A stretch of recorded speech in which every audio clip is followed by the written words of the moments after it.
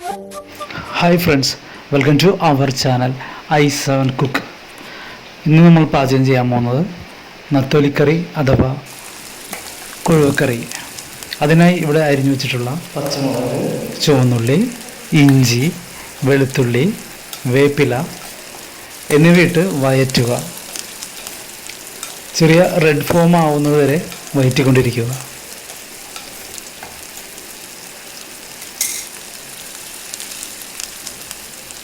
Red form വന്നതിന് ശേഷം 2 spoon മല്ലിപ്പൊടി,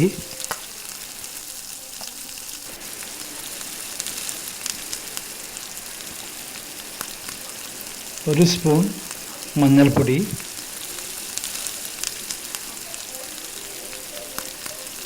3 സ്പൂൺ മുളക് പൊടി,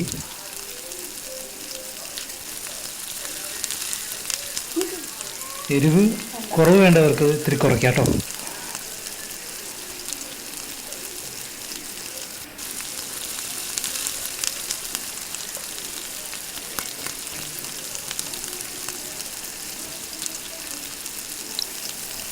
ചെറുതായിട്ടൊന്ന്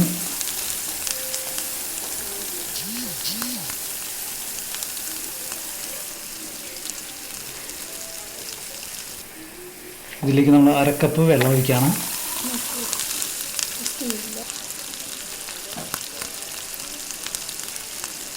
ചെറുതായി ഒന്ന് ചൂടായിക്കോട്ടെ.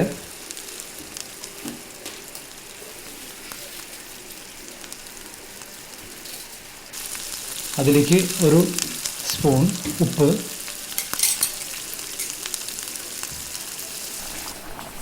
കഴുകി വെച്ചിരിക്കുന്ന കുടംപുളി,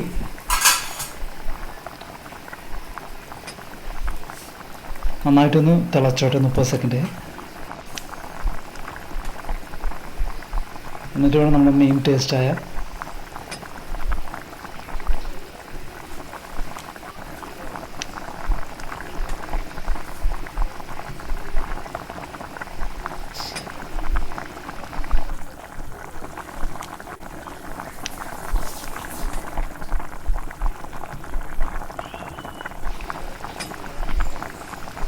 നമ്മൾ തേങ്ങാപ്പാൽ ഒഴിക്കാൻ പോവാം.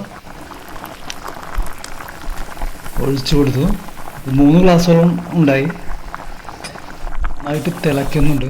ഇനി നമ്മൾ ക്ലീൻ ചെയ്ത് വെച്ച നമ്മുടെ മീനിടുകയാണ്. ഇതിന് നമുക്ക് 9 മിനിറ്റോളം സമയം വേവാൻ കൊടുക്കുക.